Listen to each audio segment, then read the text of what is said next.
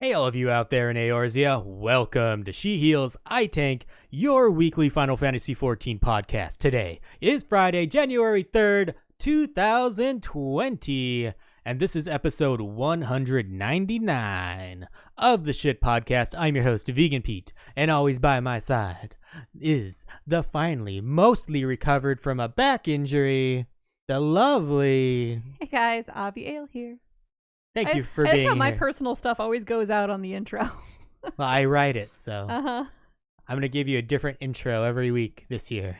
It's a resolution, a podcasting resolution. That you just made right now? Yes. I don't. That's you how always I'm- make it a little different, except most times it's. Then you got to be like, okay, well, I already said pink haired, so I can't say that again. Lovely goddess. Yeah, you said that is already. your favorite one. Yeah, it's weird. Weird. It's a brand new year, Avi. Is it? Is that what it is? It is. Okay, Captain Obvious. Unless you're Dr. Manhattan. I'm excited to be back. Are you excited, Avi? Super. You sure seem it. We had a nice holiday break, but I'm ready to get back at it. I know it actually hasn't been that long since our last episode, but it feels like it's been a month. It to does. me. And I feel like I haven't talked to any of you guys in so long. I feel like Discord got really maybe you quiet. should log into the game every once in a while. No, I meant like Discord and stuff. Yesterday was You're like, no, I mean Discord. Fuck the game. Well, yesterday was the first day I was able to sit in my desk chair for longer than 15 minutes. So, Discord, I can use my phone. Yes, Avi has been suffering from backaches. Yes, we get that. Thank you for making me feel old again. I literally can't look to you at the side. You actually are hard for me. welcome, Avi. We're looking forward to bringing you a ton of fun shows this year, working on a few things that will debut throughout the year, hopefully adding some fun and some quality to the show. Maybe up the level of this little shit podcast a bit. We have our first collab of the year next week, which we'll talk about in the community roundup. So you gotta wait to But listen. speaking of the community roundup, it is the first episode of the month as well as the year. So we open up the community roundup to you, the community, to plug whatever you might have going on. So be sure to join the Discord, hop in that on deck channel during the community roundup, and pretty much throughout the night when we're talking about discussion, because we want to hear from you during that. There are plenty of reasons to call in tonight. We also want to know your thoughts on your favorite part of Final Fantasy XIV from the past year and what you're looking forward to in 2020. We love to hear from you, so join the Discord and hop in that on deck channel.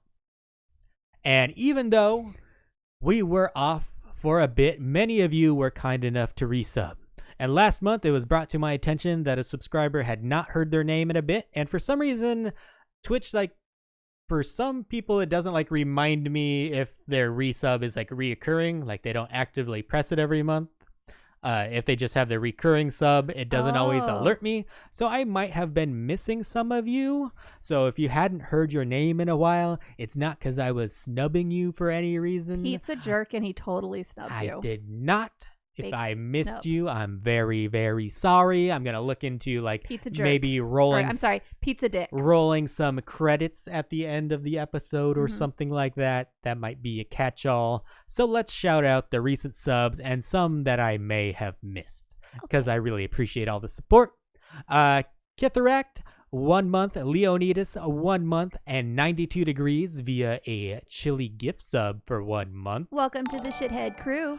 Argonaut, 54, 2 months. Ghost Wolf Rage, 3 months. Connolly, 3 months. Whimsical Angel, 394, 3 months. And Not Papaya, 3 months. Ananikon, 6 months. King of Noko, 6 months.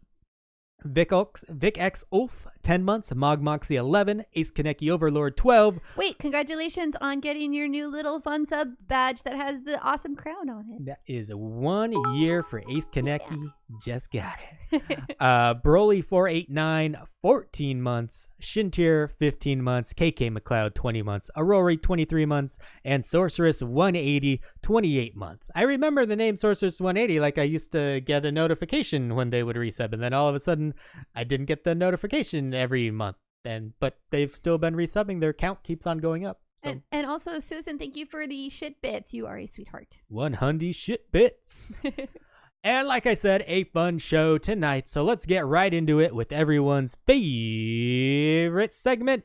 Greenleaf Minute. It's the Greenleaf Minute, and in this new year, we want to talk to you altaholics out there, those new players that are playing around with a lot of jobs just to find like what their main is going to be, but they're running into trouble because they use up all of their MSQ experience and are finding it hard to level the alts without it. So this is going to be the best and most effective ways to level up without using the MSQ experience. Essentially when you've ran out of MSQ to use. Because it's not like you're not going to use it. You've already used it. well, it's not like you've gone through the whole MSQ, but you might have one character at 29, but you want to level a character at 15, but you're having problems I leveling think that. KK had the right answer. Isn't that called a job skip? You can do that. That is Just get the level the skip. quickest Boop, way. done. But I don't think a lot of people playing through for the first time want to do that. I'm just saying, you just said the best, most effective way. Boop, drop some dollar bills. That's not the best, most effective way, in my opinion. Sorry if my boobs are annoying. But I think the number one thing to do is once a day, do the leveling roulette. So whenever you have some time to play, do the leveling roulette every day. You'll unlock the leveling roulette by completing the first two dungeons of the game. Those are Sestasha at level 15 and Temtara Deepcroft at level 16.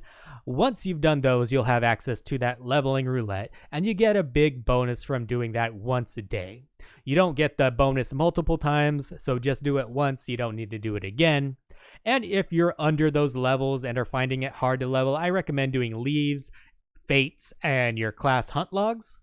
At level 10, you'll also start unlocking guild hests, which give good experience the first time you complete them on each job. That is the thing to remember. It's on each job. So you do the level 10 one on your white mage, on your warrior, and every time you do it on each different job, you get that bonus. So once you do those, you'll get up to the level of the dungeons pretty quickly. So after you do your leveling roulette, the next thing you might want to consider is perhaps a deep dungeon called the Palace of the Dead. You will unlock this through a side quest at level 17 called The House That Death Built. Now, this may be the most effective way to level if the queues are good, or if you're running with a full light party for an instant queue. You get a much bigger bonus for completing a set of 10 floors. Once you run through Palace of the Dead, you can queue at floor 50. Most people choose to queue for floors 51 to 60 over and over and over again because it gives a good bonus and it's very quick. It's essentially like that happy merging of everything. The bonus is good, the leveling is good, it's still fast enough. And the queues are actually relatively quick because people start the second set at 51. So you don't have to wait for people to be on those awkward floors.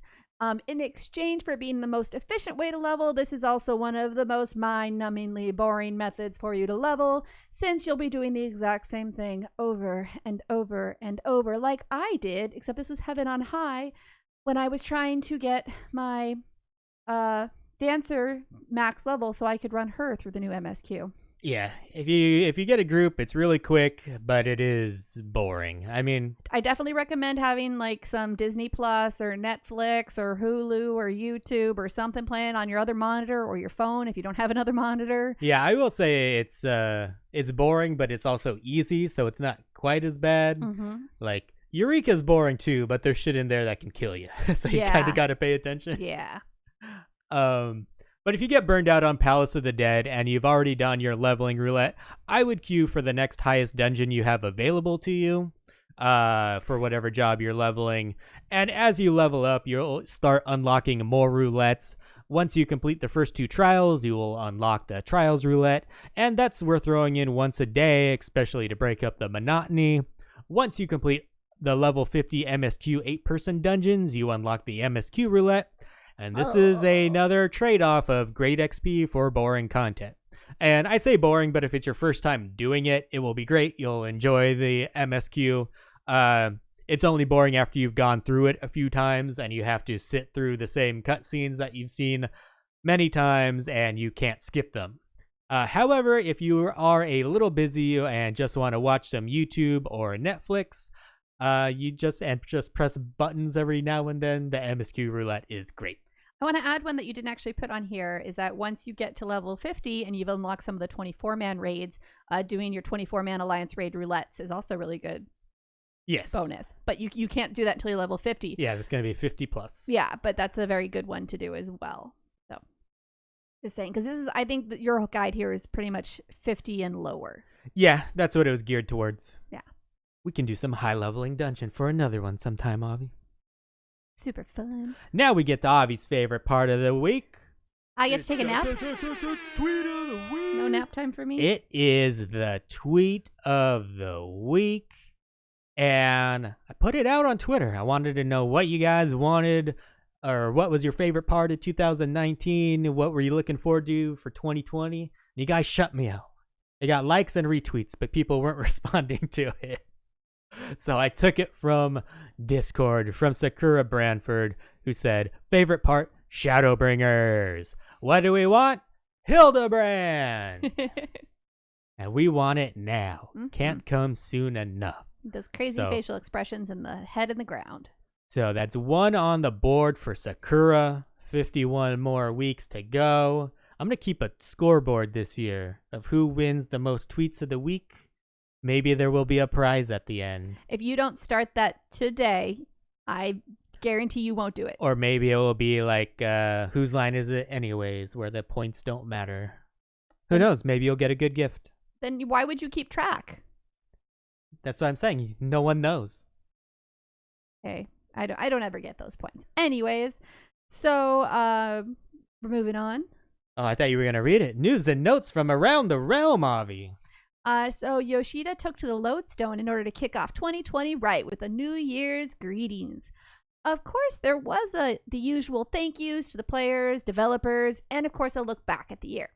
The interesting part to a few people was that the look ahead to the next couple of patches, and Yoshida says patches 5.2 and 5.3 form two halves of a single chapter. There are lots of surprises in store for the first half, so please look forward to it. We also got the yearly little piece of text that may or may not shed some light on what is coming up. Yoshida says it was hidden in the Crystarium's extensive library, and it reads, "For what are warriors of light, but earnest souls of good intent, resolved to do that which is right, regardless of the consequence." What do you think about that, Avi? I think that has to do with the Ardbert we saw. But the new guy who looks like Ardbert, that isn't really Ardbert. That's why I said the new Ardbert, the not Ardbert. This really, I don't even know if this is like specifically to that person. It's just the Warrior of Lights in general. Like, we do plenty of shit that, kill people. Like, right. We're gonna do what we think is right, no matter what, and we're only the good person in our own story. I love it. Chat says not Ardbert, Newbert, Nardbert, not Bert. Oh my god, I love that just happened. Kind of like Nardbert. I kind of like Nardbert. Newbert. So what'd you think about patches 5.2 and 5.3 forming two halves of a single chapter? I don't really know what that means. Yeah. I don't. It better be a big fucking chapter. Right. Is what I'm saying. I'm worried that means we're getting less story. That's what I'm scared of. And when we have to wait 3.5 to 4 months in between patches, you better give me a whole fucking chapter. Well, I'll admit, the story's what's really keeping me around in this game. And if I get less story, I'm gonna be like, but the story is the best part of the game. Why give me less? Definitely. And yeah, we need to start seeing some payoff for getting less and less dungeons. I think we talked about it last time, how we're only going to start getting one dungeon per patch now. Mm-hmm. Better give me some more story. Yes, please. If you're going to give us better story, don't give us less. That's going to really suck. It's amazing. Shadowbringers has been so incredible. So don't tease us with the rest of it. Please give us some good juicy bits. Just give us everything you want from those two, put it all in two, and then just make more story. The Starlight event has come and gone, Avi, which means that the Heavensturn event is now upon us. Yes. It's going on now and will last until Tuesday, January 14th at 6:59 a.m. Pacific Standard Time. This Heavensturn event is called A Tale of Mice and Mochi. I know it's the year of the rat, so why did they call it of mice? They do that every time. Like, the year of the pig, and then it was like warthogs and stuff. Like they Boars. do that. Yeah, the boars. That's what it was. I remember that they kind of tweak it and stuff. Thank you for that Twitch Prime sub, Connolly. And yeah, it's a play on A Tale of Mice and Men. Yeah. Oh, and Icarus just said the word for rat and mouse is actually the same in Japanese. Oh, well, that makes sense then. That's perfect. Thank you for that, The Icarus. more you know. Yeah. I just know I was born in the year of the rat. So I know this was the rat year. I think I'm a dog. Yeah, Not even you are. sure. I don't remember. You'll start off this event by heading over to Limsa Laminsa Upper Decks and picking up the quest Mochi to be desired from Nezumi Bugyo. Nezumi needs your assistance to overcome cultural barriers, is the teaser we get for this. Interesting. The rewards for this are the Crimson Nemezu Kabuto, Cobalt Nezumi Kabuto, Heavensturn Bounty Housing Item, and Magic Prism Advent Cakes. They're the Kabuto, like samurai helmets that always tend to have either an aesthetic similar to the animal that the year is of the year, or an actual like head, like the year of the horse was actually like a horse head on top of it. This year it looks kind of more like they morphed Disney Mickey Mouse ears with a samurai helmet, so they're just kind of sticking out the top of it. They're cute, but this is definitely not a reward I use. I just collect them. It's just something I get. I get throw it in the glamour chest and forget about it. I'm so glad that I can put those. If I couldn't put them in the armoire, I'd be like, what am I doing with these things? I think it's something you can like rebuy from the Calamity Salvager, but I'm not 100% sure on that. So don't destroy them if you think you might like it. Mm-hmm. With the return of the Heavensturn Event, they have added some past rewards to the Mogstation. You can now buy the Jumbo Hard Rice Cakes and Authentic Boar's Head Karamatsu for $5 a piece. And you can buy the Inoshishi Kabuto and the Crimson Inoshishi Kabuto for $3 a piece. Find it weird that the housing items are more than like the glamour items. I think, I don't know. I was going to, maybe people buy less of them. I don't know. So housing glamour is the true end game now. Yeah. Opposed to personal glamour. Housing's expensive. So because of the holidays, we actually didn't get a chance to talk about patch 5.18 that hit the week of Christmas. Really quickly, I want to say Susan Sprinkle says, I wouldn't know what it looks like because Vieira. I know, I read that, and that actually reminded me of the thing I want to talk about later. So. Okay.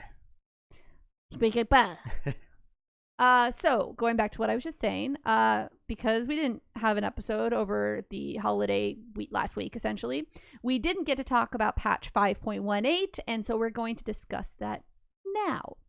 So first of all, there will no longer be a weekly lockout on Eden Savage, so now you'll be able to farm that to your heart's content. You won't have to start on floor 1, and you can now start wherever you want. I like this because it also makes it easier to fill in every week. If you have people that aren't able to make it to raid week, it's easier to pick up pugs because you won't have people worried about not getting 2 chests when they get their first clear of the week. You'll always get 2 chests now. And it just makes it a whole lot easier. Makes sense. Time for us as casuals to try it out. For Eden Normal, they have removed the weekly restriction on receiving blades of early antiquity. These are what you turn in for your tome weapon, so you can get that faster for your alts. The Deep Shadow Solvent will now be able to be bought with manufactured coins from the copied factory, and this is what you will use to upgrade that tome weapon. Have you upgraded your tome weapon, Avi? I don't think I done jack diddly. But this is pretty nice if you aren't doing Savage and you want one of the best weapons in the game because we don't have our relic yet. Right. A note on Fates in 5.0 and Notorious Monsters in Eureka Hideto states that your character must be within 100 yalms of the Fate before enemies can be seen. But in return, enemies, battle effects, and other players will be easier to see. So hopefully that makes it easier when you're doing like a big old hunt train and the mob keeps on disappearing even though it's right by you. It's so annoying. So maybe you won't see it from as far away now, but once you get there, We've got like this little AoE area. It won't keep on disappearing. That makes sense. There were PvP changes to some abilities because they're always tweaking that, which will probably again change really soon. Maybe have already changed since this mentioned. Who knows?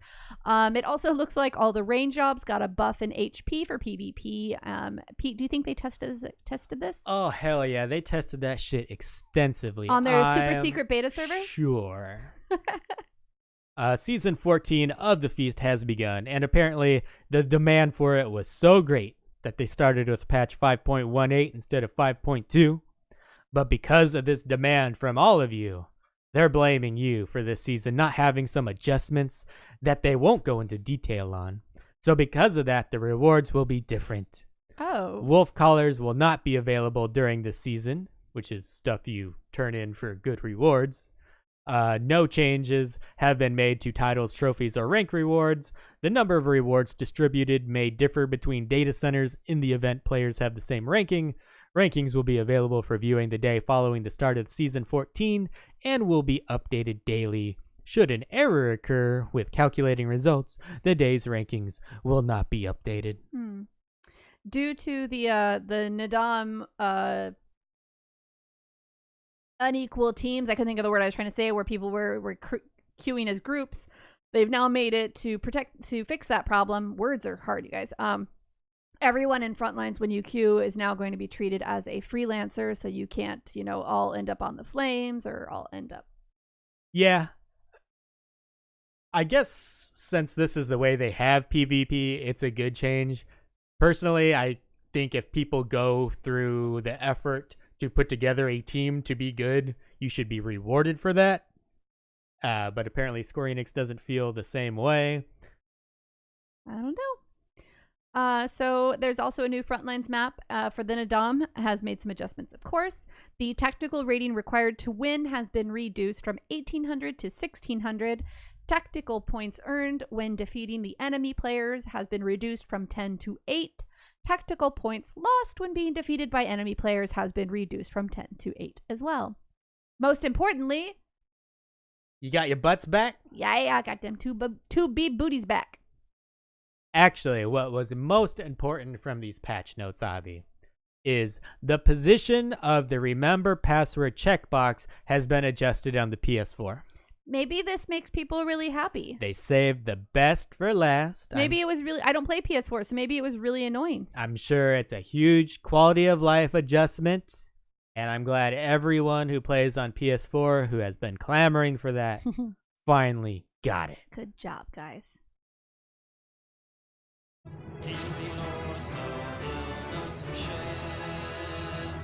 Time for some lore, Avi. What do you want me to teach you today? I was actually going to say, Pete, how about rather than trying to make a different intro for me each week for a resolution, we redo that? I already have one in mind. Okay. The audio on that is not the best. All right. So I have a question from To Learn, which I kind of tweaked. So To Learn's here. You're going to hear it a little different. In the 4th Astral Era, was Nim a major player in the War of the Magi? Wait, I wasn't paying attention. What? This is what it's like to be married, you guys. In the 4th Astral Era, was Nim a major player in the War of the Magi? True or false? I still don't understand the question. I actually had to learn. I had a conversation with KK about this because I was like, I don't think Pete's gonna have any clue, and he's like, well, maybe if you tweak this, and then you can come back and be like, boom, that. Okay, so break it down for me. It's false. No, don't give me the answer. Well, I have a second question for you because I did not think you'd be able to even comprehend this question. I honestly, that was my comment, is I don't think Pete's going to be able to anything this question. And it's super false because the War of the Magi, for one, occurred in the 5th Astral Era, not the 4th. And then the Nim was involved, but they were considered a minor player. They essentially stayed out of it. The two major players in that war that survived with any records were Amdapor and Euphemie, which are the Maki. Wait, crap. What did I say wrong? I feel like I said that wrong. But yeah. All right. So I got that one right. What's the next question you have, Avi? All right. I made a silly question. In the dungeon, Aurum Vale, what is the name of the poisonous liquid found in the glowing pools with the golden mist? A. Gold bile. B. Aurum Kohler, C, Golden Rancor, or D, Auric Venom? I want to say Golden Bile. You want to hear the answers again? Are you saying I got it wrong? Nope, I'm not saying anything. But everyone loves this golden goo on the ground that burns your little toesies if you step into it. I think Chili got it right. It's Aurum Jizz. Aurum Jizz. Well, actually, so I thought it was interesting is that, so Aurum, I don't know if you knew that, but Aurum actually does mean gold. I do. I work for a gold company. Oh, I forgot. I had to look up synonyms, okay? I'm going to go with Golden Bile. It is gold bile. Not golden bile, it's gold Whatever. bile. So I don't know if I give this to you as a right because you so failed the first question. What are you talking about? Like, I don't even know what you asked me. Hey, Wando for 27 months. Thank you for that Twitch Prime Thank you, sub. Wando. I hope you had a Wando. wonderful evening. I'm giving you a half red, half green for you got it right and wrong. I think I nailed it. You nail it even if you get it wrong, I guess. Well, you said that question came from T-Learn. I see they're on deck now. So why don't we go over to T-Learn? Let's make sure our laptop is working. Sometimes it doesn't. If you can go ahead and bring them into live on air, Avi. You know you can do that from your computer. But I can't adjust the volume from mine. Oh. Hi, T-Learn. How are you doing tonight? All right. Yeah, you're a little bit crackly. Am I better now? You are better now. Thank you so much for calling in. What did you have to tell us tonight? I was really excited about from 2019. I actually got quite a few goals done before the new year. One of my goals was that I wanted to get almost all of the crystalline mean quests done before the new year, and at least 2 of my crafters to 80. And what did you think about those crystalline mean quests, the facet quests, the new ones that we got with Shadowbringers? How did you enjoy those? I thought the Gatherer one was super cute. But otherwise, I mean, I thought that the one artisan one was a little bit better than the metalworking one. The metalworking one was pretty. Yeah, the smithing one was pretty run of the mill. It was like all the other job quests. I was like, it's fine. Take it or leave it. It's fine.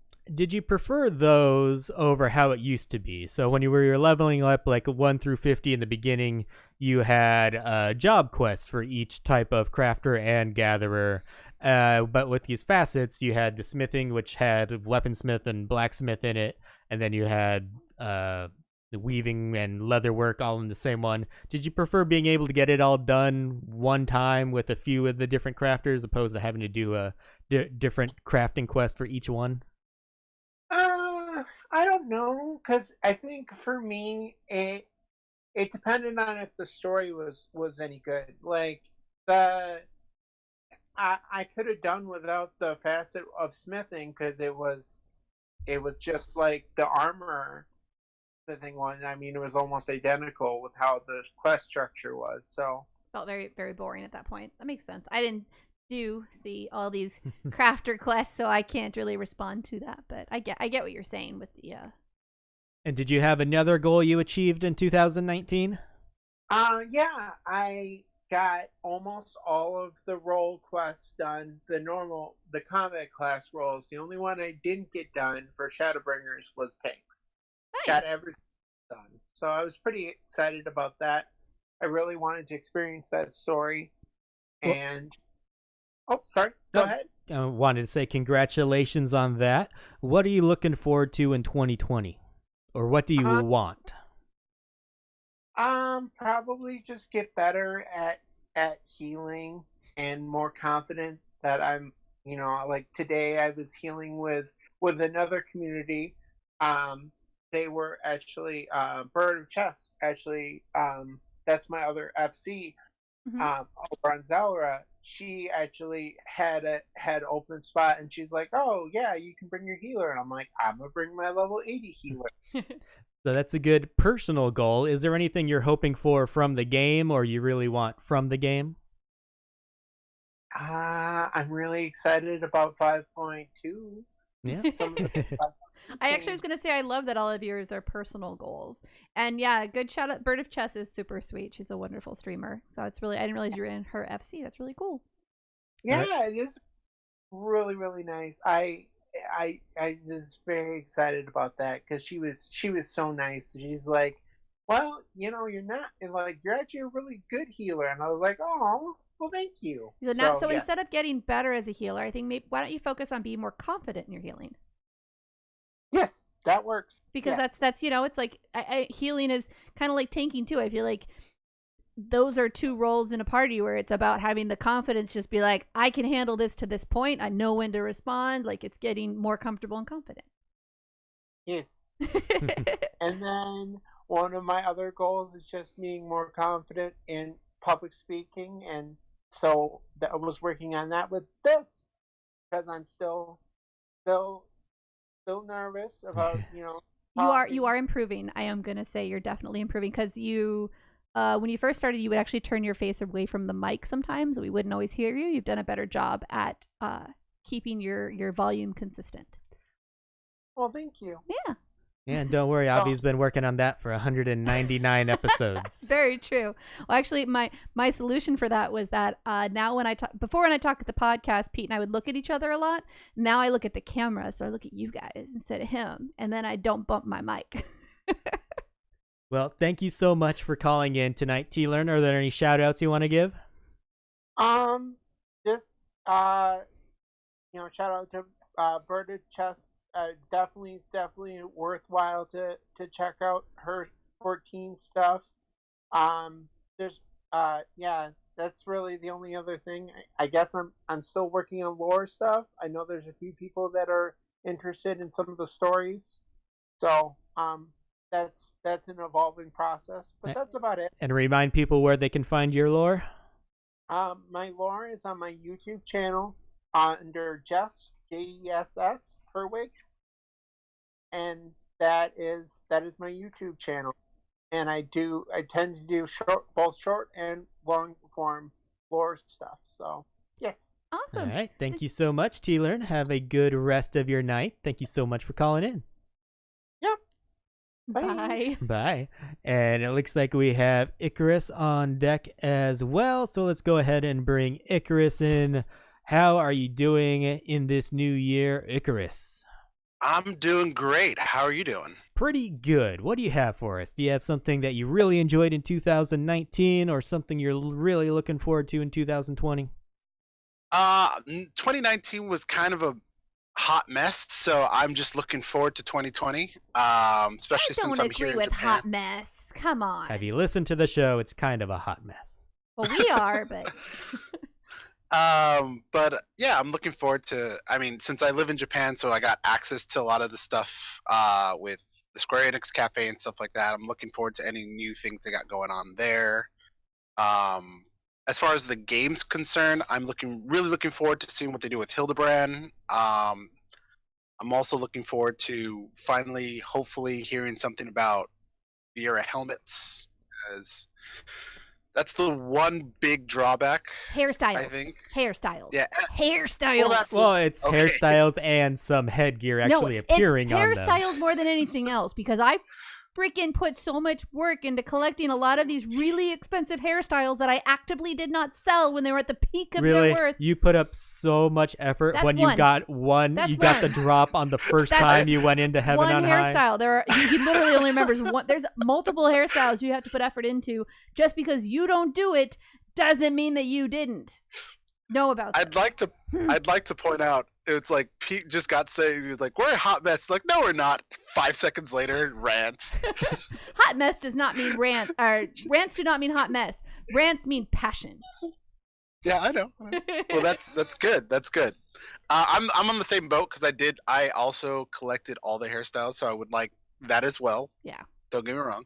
I think that's a longer term fix that they got to work on. Have they added any since Shadowbringers? None. No. Okay. We only have the starting hairstyles. Like I literally have 2 hairstyles I like for the Viera right So now. I imagine we're at least going to get some before the end of this year. And I am saying, like, by the way, when I say only 2 I like, that's for my character. Like, I like the hairstyles on other characters for the look they're going for. But yeah, like even Susan and I keep flopping back between 2. I do the exact same thing. There's like 2 that I like. That's the same here. Yeah. Same Alright, here. I'll put the over. I mean- I'll put the over under at 5 new hairstyles this year. I don't want new hairstyles, Pete. We want the ability to use the ones we've collected in game. That's what I mean. Adding 5 hairstyles. I love them.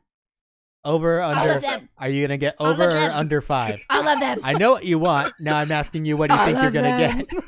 I am so sorry.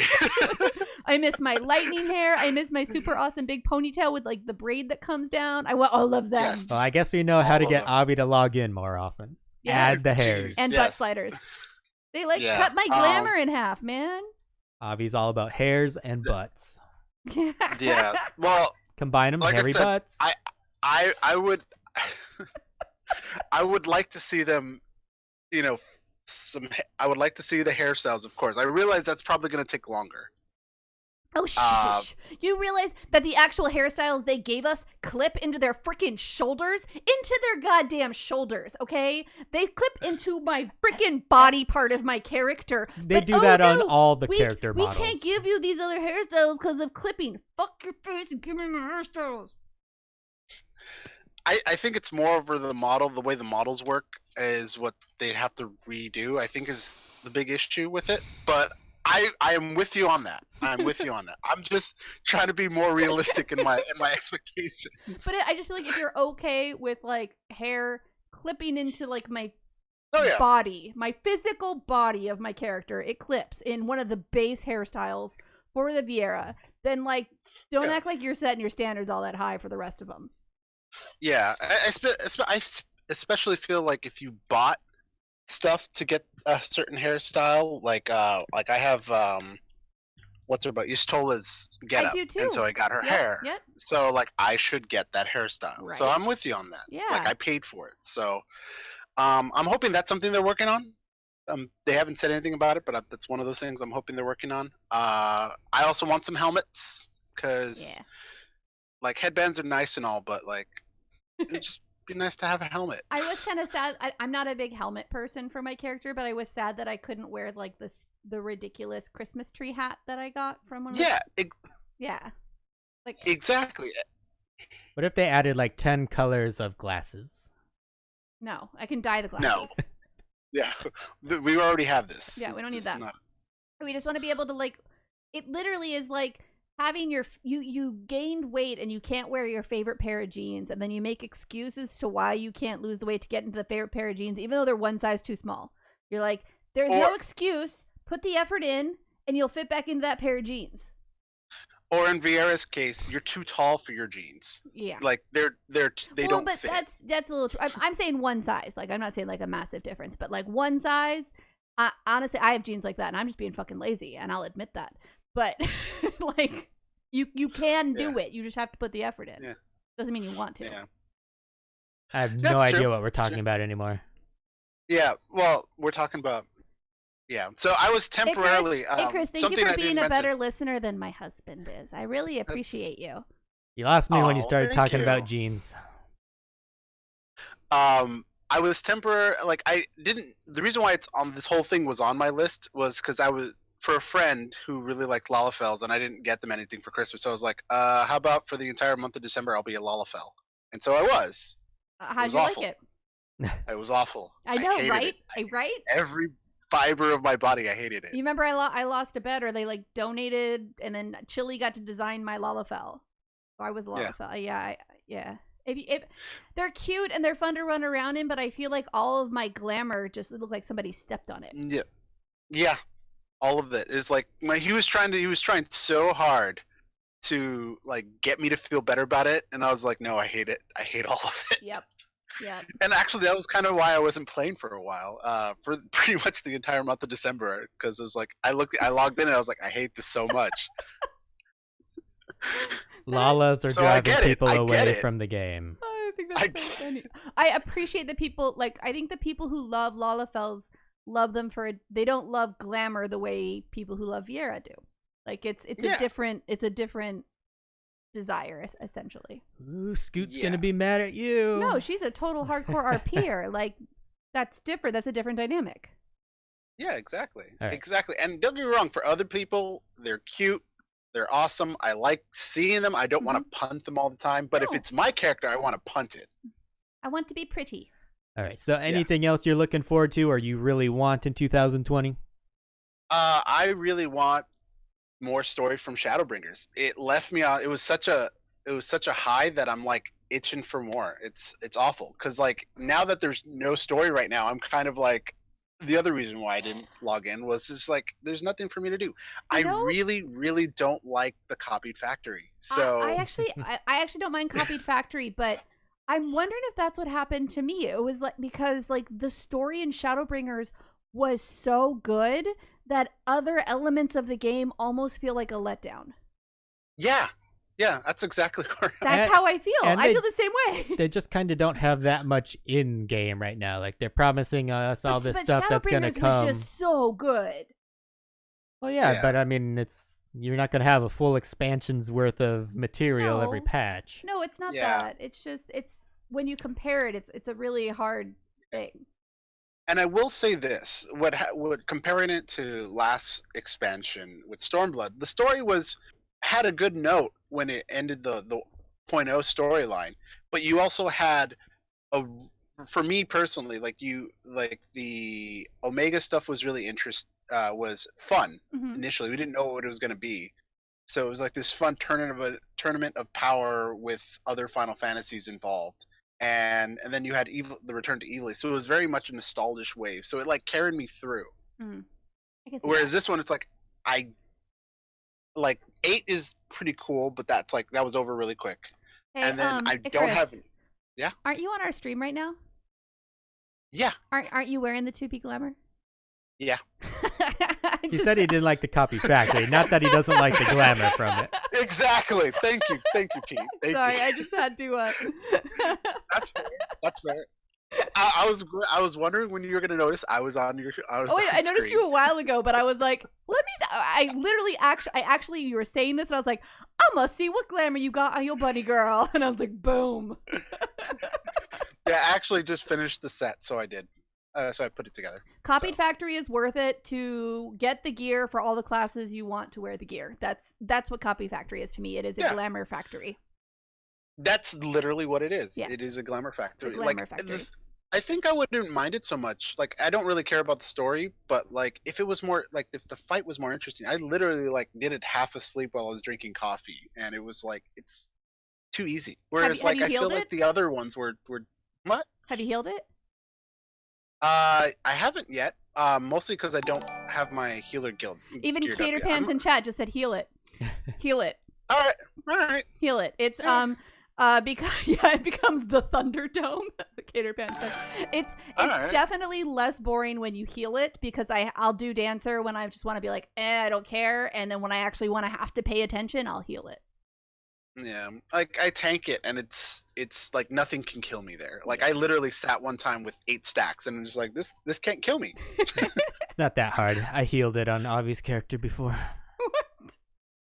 Thank you for those follows, by the way, Sorta Weeby and Freddy to Rumble. You guys are wonderful. I appreciate you. All right. But yeah, those are the things I'm looking forward to. Is updated on our Viera Glamour,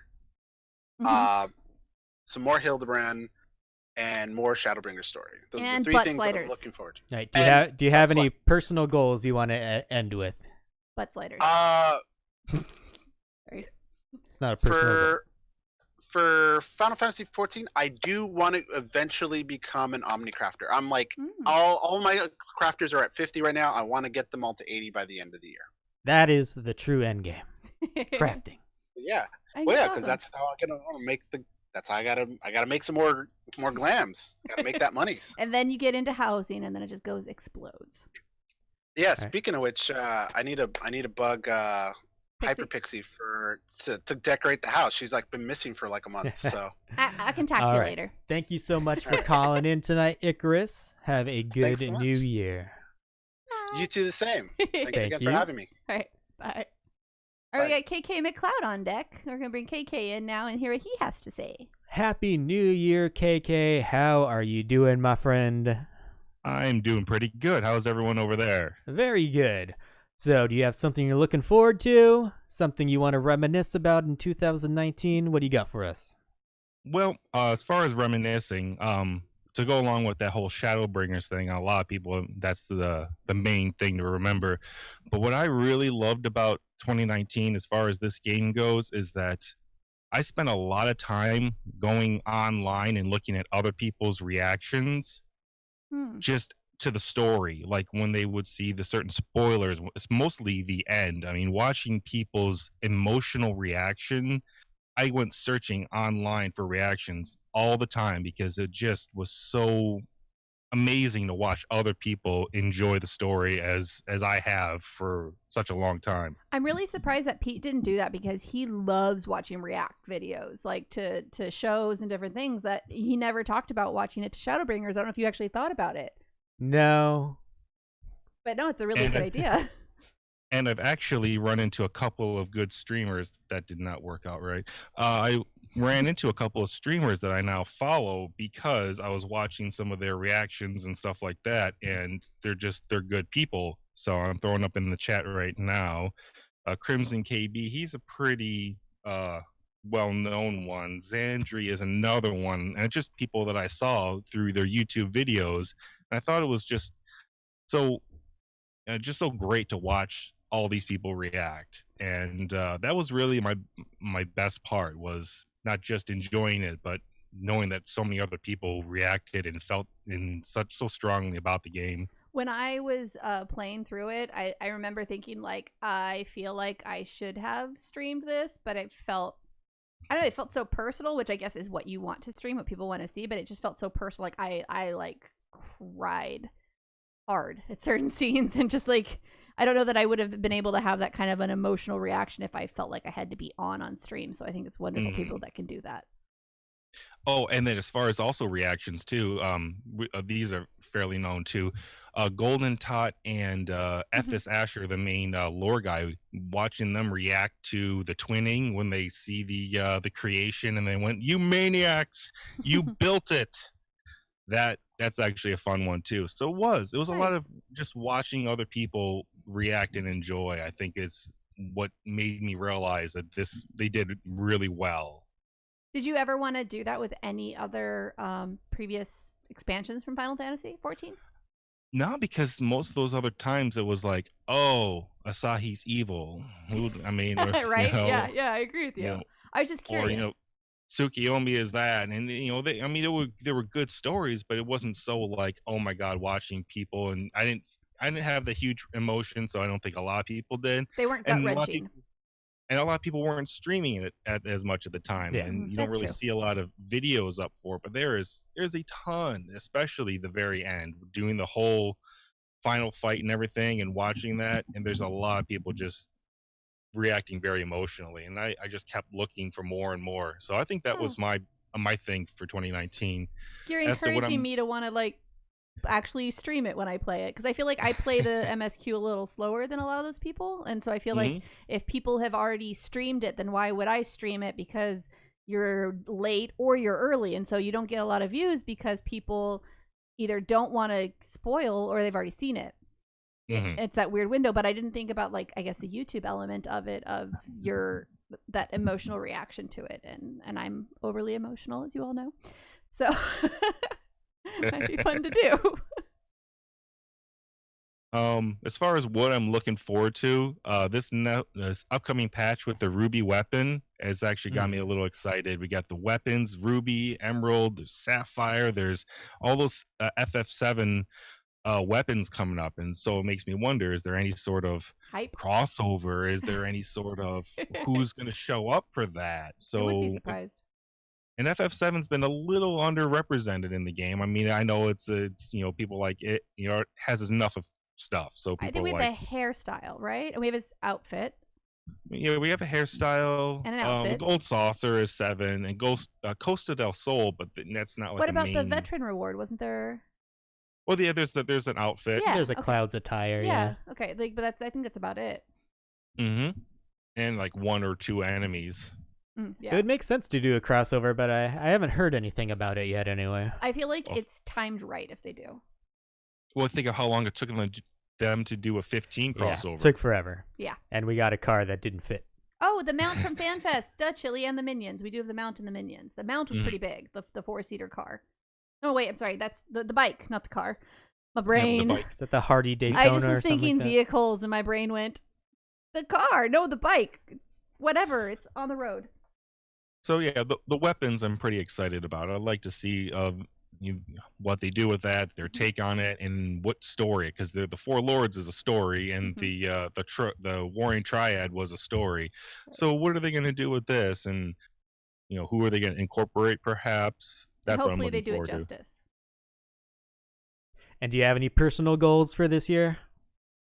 I don't know. I really wish I could get on and stream a bit more. I'm still working on trying to get a better mic in some ways. I got this one for the computer downstairs, but for upstairs, I have terrible mics. We understand how that goes. We're hoping to be, with my freed up schedule, to have a more consistent stream schedule as well.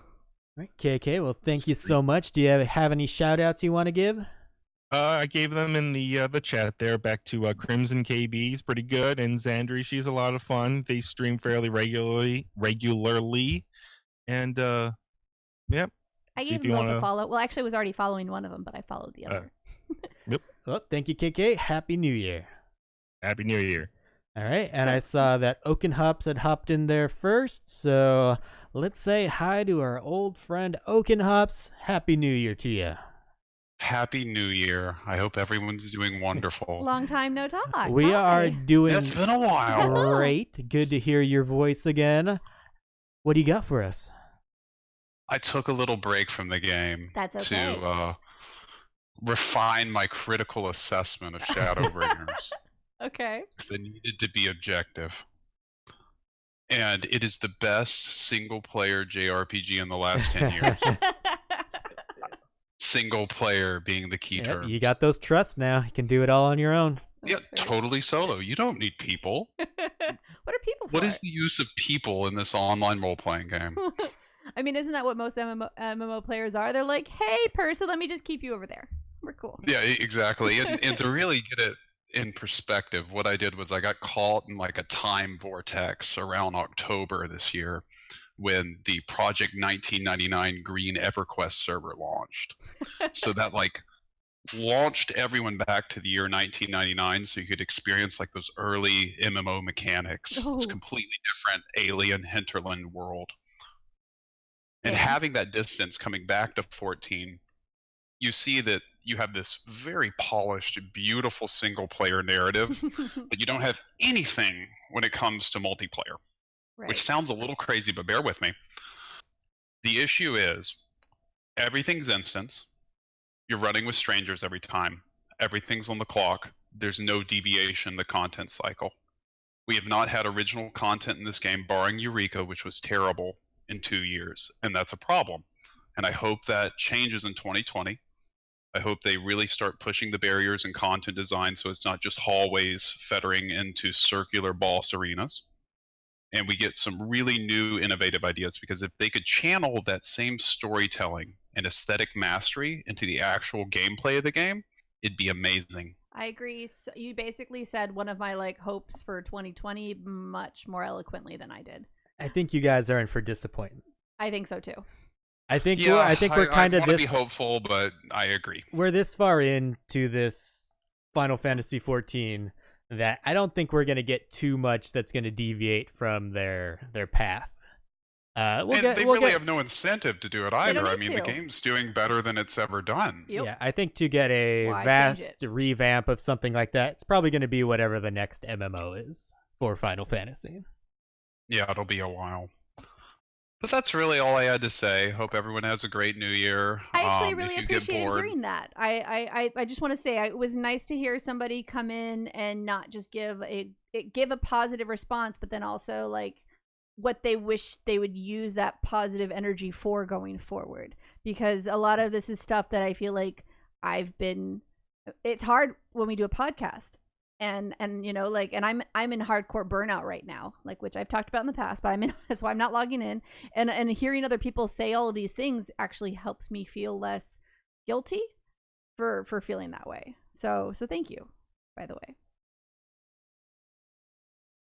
Well, Oak's pleasure gone. chatting, and I agree completely, Avi. I gotta head out. Oh, okay. All right. Thank you, Oak. Happy New Year. Have a good evening.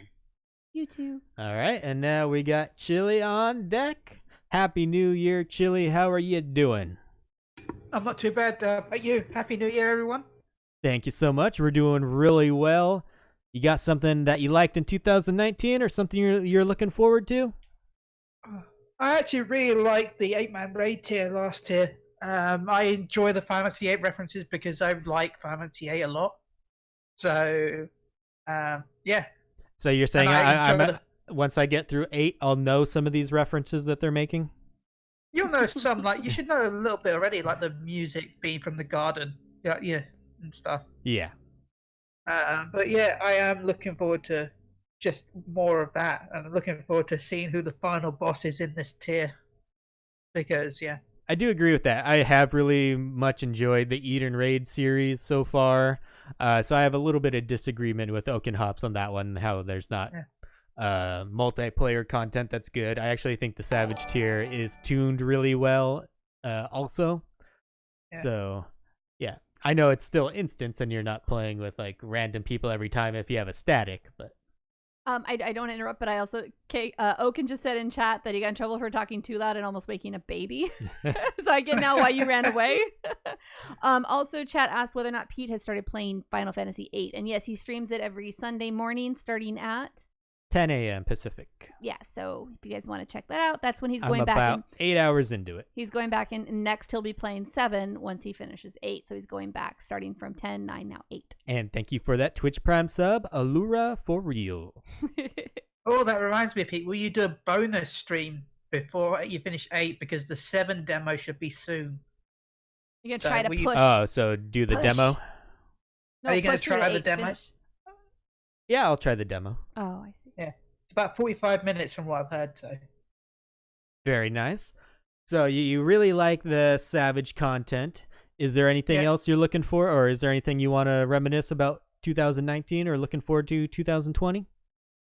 I think like KK McLeod, I'm really looking forward to seeing what they did with the weapons. Mhm. We know Okay. that we're getting Ruby weapon in the first patch, so that means of course it's going to be like the Warring Triad. So I'm guessing we're going to get Emerald weapon and possibly Diamond weapon or Ultimate weapon. Not Ultimate, but Ultimate. Very, very key difference. And if it is Emerald, it's one of the fights Ruby and Emerald are two of the fights I'm really worried about. Oh, why is that? Emerald weapon, unless you've got a special materia from doing the side quest that the game doesn't tell you about, it has a really short timer that kills you if you don't kill it in time. Oh, all right. So you're really interested in what some of the mechanics might be Yeah. for these. I get what you're saying. So you're Yeah. not worried about the weapon. You're worried about the fight. How Yeah. they're going to make it work. Okay. Yeah. Now I As understand. We talked about that one. KK McLeod says that when you go into the fight, you've got party members of 3. So when you enter the fight, Ruby will eject 2 of the characters out of your party, and then you can't actually play with anyone but one character. So Pete Unless and I you were. kill the- Oh, go ahead. Sorry. Sorry, Karen. No, go ahead. Finish. I thought you were done. Sorry. So unless you killed the 2 characters before you enter the fight with Ruby, you can't actually win it easily. So Pete and I actually had talked about this, and we were wondering, as we're talking about like the possibilities for the mechanics for this, and do you expect another jail function where the rest of the party has to, the rest of the party's continuing, and then they have to somehow get out of the jail, and then I feel like they'll incorporate it, but kind of in ways they've already done it in the past, essentially. Yeah, Ruby's definitely gonna have at least one type of jail. Hopefully they make it feel fresh and not just like it has with every other jail feature we've sort of had. Pretty like some sort of desert jail, because the thing is, it sucked you underground. Oh, cool.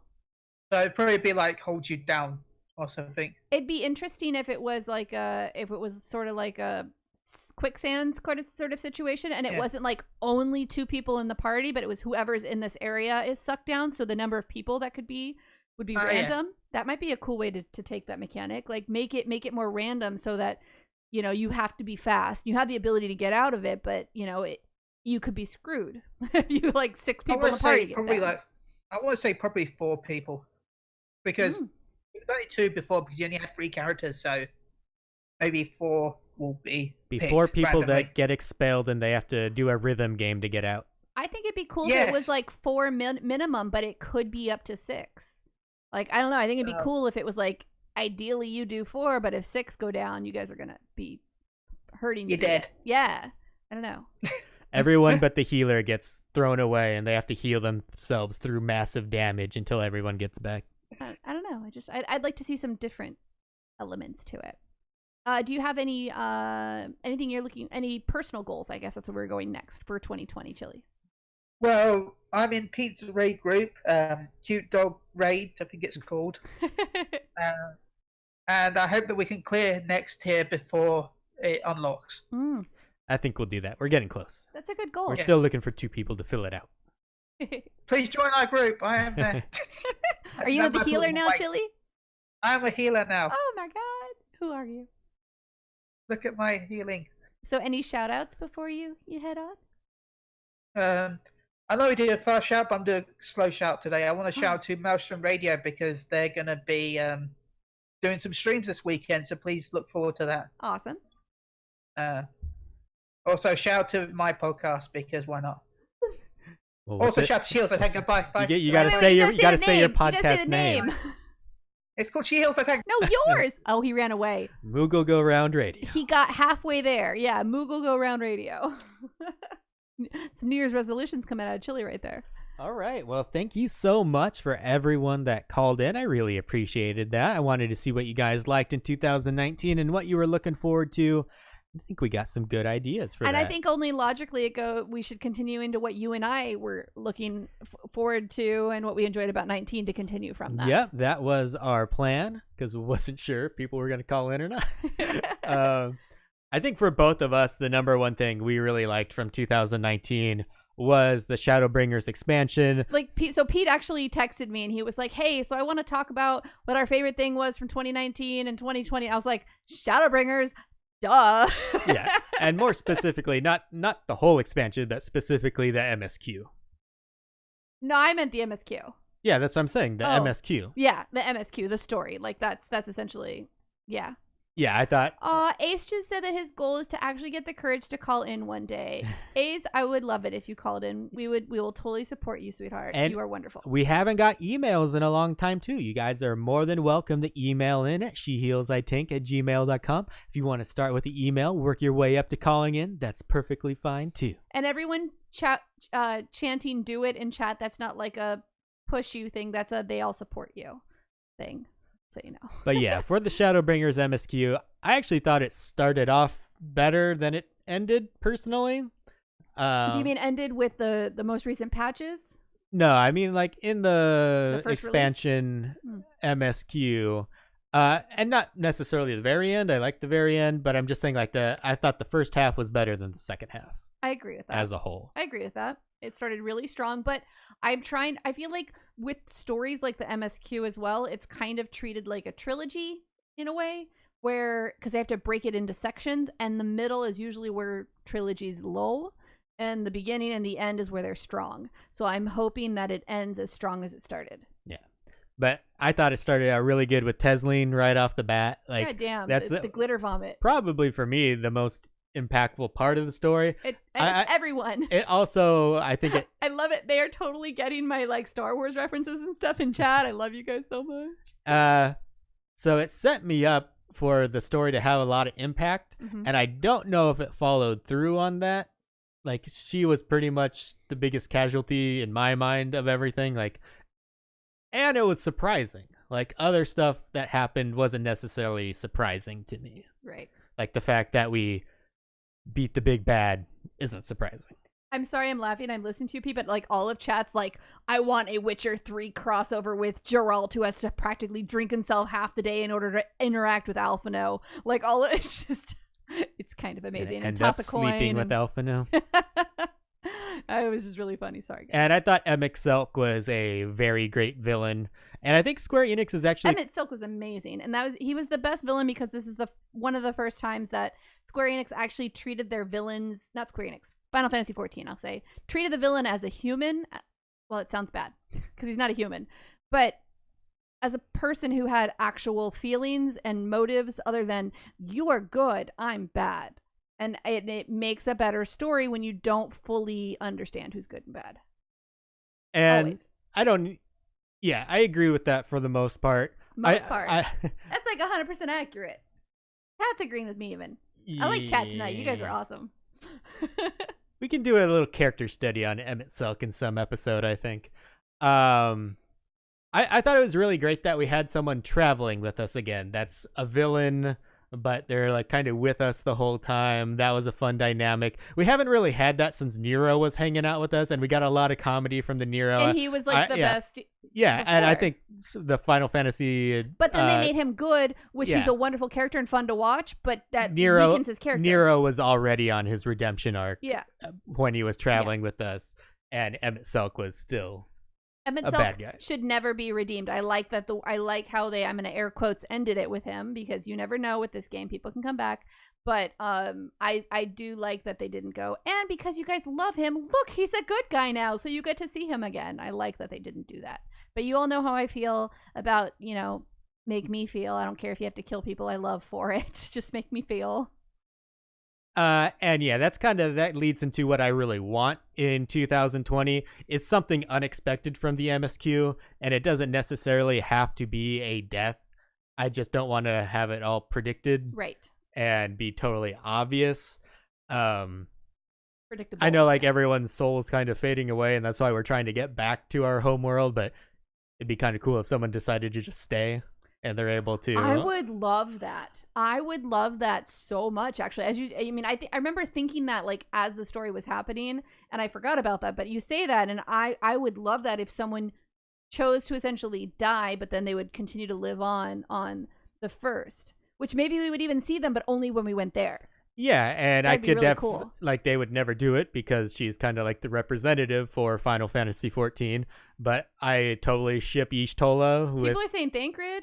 Sacrifice Alfie. But we were shipping her during the story with that guy. I forget his name at the moment, but she could have a relationship with him, and yeah, I would be down with Y'shtola staying. Someone in chat mentioned Dr. Horrible, and where they said, I like that the bad guys are bad, but I empathize with their motives. And Dr. Horrible's like one of my favorite things of all time. So I was like, what? You said something, and then I got distracted hardcore. All right. And one of my personal favorite things from 2019 was the beginning of this crafting revamp. I thought they did a really good job of taking out a whole bunch of abilities that were not needed. And this is just that was just part one of the crafting revamp. That's also what I'm looking forward to in 2020, is them continuing that and expanding it for the gatherers as well. My only hope would be that, because I got so excited for it, and then when everybody did it so fast that I couldn't keep up with it. Well, that's Ishgard. That's a lot different than just the crafting revamp. That's, to me, for a non-crafter person, that's the crafting revamp. But I just want to say is that, like, don't let the hype die so fast, because it made it like, oh, well, now this just is a faster grind. Yeah, we'll see if they actually learned anything. Yeah. In 5.2 when they released the gathering part of it and the new diadem part. That should be interesting. I'm really interested to see if they can actually do anything good with diadem, or they're just trying to save like something that's already all those dead. Hours put something into that's it. Already dead. For me, turn the diadem into my PvP zone that I want. I thought that the Copied Factory was actually a really great mashup of Nier Automata and Final Fantasy XIV for someone who didn't play the other game but can still kind of enjoy it all. And I actually feel like this particular storyline is starting weaker and gonna get better, but that the strength they started with was the glamours and everything else like that kind of went into it. So I'm really looking forward. This is kind of a what I enjoyed, what I'm looking forward to. Again, kind of as Icarus and I commented on, like, the fights themselves I don't love. They're not horrible, they're fine. But the gear, the fact that they brought some butts with some like side cheek to them to the game and stuff. Like I can totally get behind that. Yeah, I really like the copied factory as well, but I will kind of agree with what Icarus called with. Like, it didn't hook him, and he said it's because he doesn't have any nostalgia that he had with Ivalice, and Ivalice didn't hook me because I didn't have that nostalgia either. I think they need to do a better job with the 24-man stories and not rely on nostalgia. I'm sure there's lots of people who hadn't played Nier Automata, and you need to make your story better, especially with an IP that people aren't familiar with. And I think they rely on the nostalgia of old Final Fantasy games a little bit too much, which I mean, I agree with that. There's a certain amount of fan service that is good, Yeah. but you don't want it to just be fan service where people who aren't familiar with aren't hooked by it. That's why I get the feeling from, I could totally be wrong, we'll see, but I get the feeling from Nier is that they were kind of gently introducing us to the main character. The fact that, you know, she was like passed out when we find her. She wasn't like, we're doing this now, we need to blah, blah, blah. You know, she was like, oh shit, well, let's go here. Kind of more so. I feel like it was a slower introduction. So I'm hoping that it's the opposite of what I just said about the trilogy, because this is a one and done, essentially, even though it's done in 3 parts. It's very short. I'm hoping that we get like a nice like climax in the center of it and then just kind of tie it up. Just like sex. Sure. And then I also really enjoyed the Pixies Beast Tribe quest from 2019. I loved the whimsical storytelling. I love the aesthetic of the dreamland and everything else like that. And I also loved how mischievous they are, and how, like, if you actually read the text on their little individual quests, even it's fun and just really unique and clever. And the flying pig mount is just a really fun dynamic. I don't know. I liked them. I thought that was really cute. Yeah, really, from Heavensward on, I really liked all of the Beast Tribes. It was the Realm Reborns that I thought were just kind of tedious, but I liked the other ones. So Even the Moogle? The Moogle Beast Tribe, I did not mind at all. It was having to do every fucking quest in the Moogle zone To unlock it. But Yeah. that counts. No, it doesn't. Unless they like remove that counts. No. That's part of them. Overruled. I still have to finish the Pixies too, Susan. I'm almost there. As for anything else that I'm looking forward to in 2020, this isn't something I'm looking forward to, but something that I'm hoping for is, please God, don't add another form of PvP. Wait, you just said please God and you're atheist. So Okay. it's just a speech term. Okay. Stop adding new PvP when you can't even do what you have currently correctly. Like, and just improve what you have. Stop trying to add more stuff. And for the front lines, I want them to make fixed groups. Have 2 healers, 2 tanks, and 4 DPS, or 1 tank, 2 healers, Don't make it 5 random. DPS.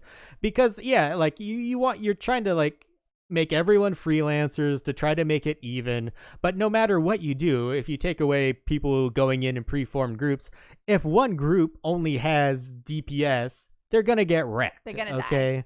Yeah. So if you want really like competitive PvP, you need to make fixed groups, Yeah. like fixed job or class groups. And make it so you know if you queue as a tank, if you queue as a healer, you get a faster queue and DPS gets lower. And that's really why they do it, is they want quicker queues for PvP. Yep. And because it's not very good, so no one wants to play it. They do it for mounts, and that's it.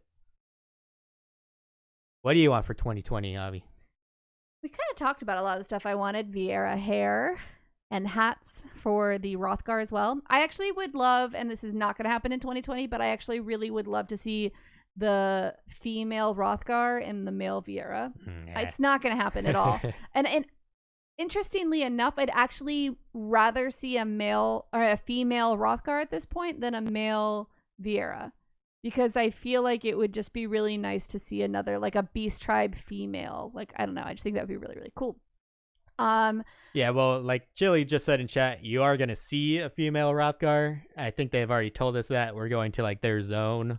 And That's just a cock tease right so there. you're going to see it, but you're never going to get it. That's some bullshit. Nah, you're never going to get it. That's some bullshit though. Like, don't, like, then you're gonna get them in like 6.0, which is, yeah.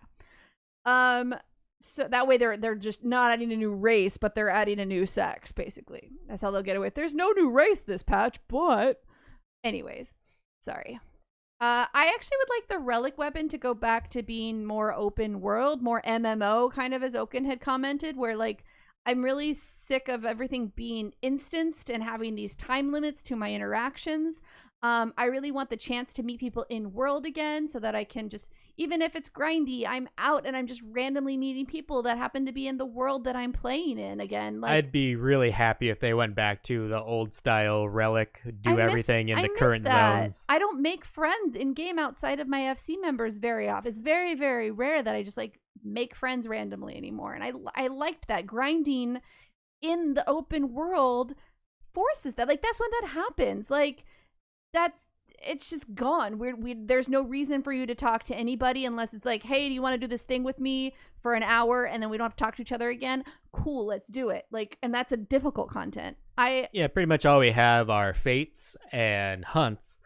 People do fates at the beginning of an expansion and not too much after that, except to level the occasional odd job when they you're do like close. the special fates basically for the items. And then you have hunts that people, you do until you get all the rewards but from. But no, when you do the hunts, people aren't. You're not. Yeah, you're talking. not really. It's such a like go, get the hunt, go.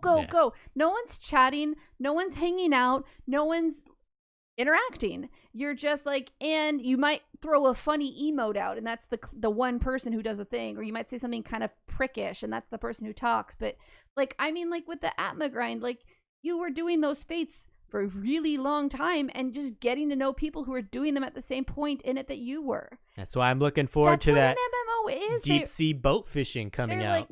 They're like taking, that's going to be instanced bullshit again, in my opinion. I'm sorry. If they did it open world, sure, whatever. But I don't know. I would like the relic to go back to that and to bring more of that into the game. Because I don't know. Yeah. Yeah, I mean, I want to see more people out running around the world, I guess I should say. And I'd kind of mentioned this. I think we had an episode. I don't remember if it was the last one we did or what, but you wanted me to like wildly speculate about things I wish the game would do, and I personally would really love some more difficult with the instant stuff. Fine, 4-man content. I want difficult 4-man content because sometimes you want to do something that's a bit more challenging that you can do with just a couple of your friends. And when you're trying to get 8 people to commit to doing something all the time, it gets really difficult. And it would just be nice to be able to do content with 4 people and not have to worry about trying to pick up another healer or anything like that. But if it's 4 people, I just think that would be a nice, like almost like that area in between dungeons and the primals and all that, like that's that little alliances. That's like the area that we don't hit is that difficult 4-man I think we kind of already have that. It's called Mahjong. Actually, I don't even think you can play other. I don't think you can queue with other people for that. I have no idea. But yeah, I agree. It'd be nice to have a more variety of harder 4-man content. Pretty much all we have now is Deep Dungeon, and that gets a little repetitive. Like, the raids, like the Savage raiding with 8 men, like I don't want to do that because of how hard you have to commit because to get 8 people to work together is a lot harder than to get 4 people to work together. Yeah. But if there was mid-core content with 4 people, I'd be like, sure, I will do that with you one day a week. We'll get that content done with our 4 people. Like, cool. I don't like committing so much time to stuff. I don't like my schedule. I like some freedom, guys. As Sousa says, I think you can. There's a DFQ for it. I just can't find anyone who wants to queue for Mahjong with me. There's a perfect difficulty balance for most players. Is like hard 24-man boss and easy extreme primal. Yeah, like there's nothing in the middle. That's what we want, Square Enix. More 4-man hard content. Icarus said the Monster Hunter 4-man hard mode was solid. Yeah, I think that's it. That's not even a difficult thing for the game to do. They could just take existing fights and revamp them to be 4-man. Like, cool. All right, well, I think that's a good predictions and what we want for 2020. What do you have anything you hope to do, goals for this year? I'd like to beat Savage a little bit quicker than we are right now. I don't know how personal that is. That's more of a just getting a group that can stick together for a little while. I do still have the goal that I had at the beginning of the expansion that I haven't done yet, which is heal the first 2 floors of Savage, because I want to be decent at healing. But, so yeah, keep on healing is my Julie my just goal. said you have his stick. I don't want to know what you two are doing over there. I have lots of sticks. All right, let's get to a community roundup, partner. And I think we pretty much got community stuff from the callers that called in, but we have We totally did. one of our own. Like I mentioned at the top, we're having our first collaboration next week, and that's going to be with Work to Game on their Casually Hardcore podcast, which is January 8th, and we're going to be guests on their podcast. It's going to be live on their Twitch channel. And then What day of the week is January 8th? I believe that is a Wednesday. So we're not going to have a dual stream because we're going to be on their podcast. Yep. And that's going to be followed 2 days later by our 200th episode podcast, which will be playing Mahjong the whole time. No, we will not. It would be you teaching me how to play Mahjong, and no one And else who doesn't want to listen to that? Not even a little bit. So catch us on Casually Hardcore Podcast next week, January 8th. The guys that Work to Game are really fun. It's going to be a really fun stream. Chad is actually loving the Shock Jock Mahjong stream idea. God, you guys. We have some other painful ideas for you, don't worry. We're just going to troll you It's hard not gonna on our be good. 200th episode. It's going to be so bad it's good. Yeah. Or just so bad it's just bad. That, like, the holidays are going to give me time to plan something for 200. It didn't. It was just too fucking busy.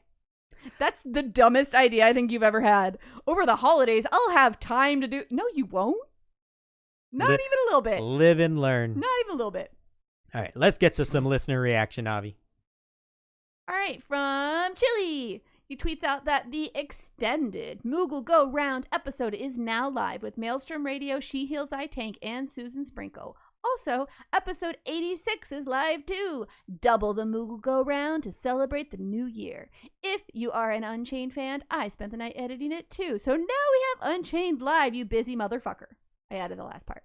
So that Moogle Go Round episode that we were on was a very special episode where we were playing the KFC dating simulator. It was crazy. And it was a fun, weird time. Weird, fun time. Treylands Gaming says, also want to spread the love by asking you guys to also check out these awesome streamers at AFP Virtue, at Lore Seekers Cast, at She Heals I Tank, at TDuck_TTV, at Night Lilith, at Cuddles U, at Hyperpixie Games, at Maestro317, at Looting Kyle, at Cage Protocol. Thank you so much for all that love, I'm Treyland. so glad you read that one and not me. Love you, Treyland. Thank you, sweetheart. And finally, at Voxna7 said, in response to Pete asking about like your 2020 goals, and they said, well, I've been crafting up a storm lately with the restoration, and to be honest, I was burning out on it. All classes are at least 72 now, and I was about to stop. And then I discovered how to make macros. I feel unstoppable. They'll all be 80 by the weekend. It does make it a lot more tolerable when you can just macro your way and watch Netflix at the same time. Oh, and by the way, on the KFC dating simulator we did, because Chat's talking about it, Pete did play Colonel Sanders, so we had a vegan Colonel Sanders. I did. Oh, God, I remember the voice. I don't remember my character's name, but I was like the bad chick. Like I was the girl with the thick thighs. So anyways, on that note, I think that's going to be it for this episode. Anything you wanted to add, Pete? That is all I got. Thank you all so much. I really appreciate it. We're going to have a really fun time this year. As always, we've enjoyed hanging out with all of you live here on Twitch. Thank you so much for spending your time with us. If you're new to hanging out, be sure to hit that follow button so you know the next time we will be going live. And a huge, great, big, amazing thank you to everyone listening to the podcast through iTunes, Stitcher, Podbean, Spotify, and the app that's going to come out tomorrow that I'll be like, dang it, I should have said that one. You really are the reason we keep making episodes. And remember, wherever you do listen, it would mean a shit ton to us if you gave our little shit podcast a rating or review, because we haven't had one in a really long time. Or, you know, tell a friend to check us out. Here with Vegan Pete, I am Avi Ale, and we will talk to you next week for our 200th episode. Bye. It's going to be Mahjong. Bye-bye.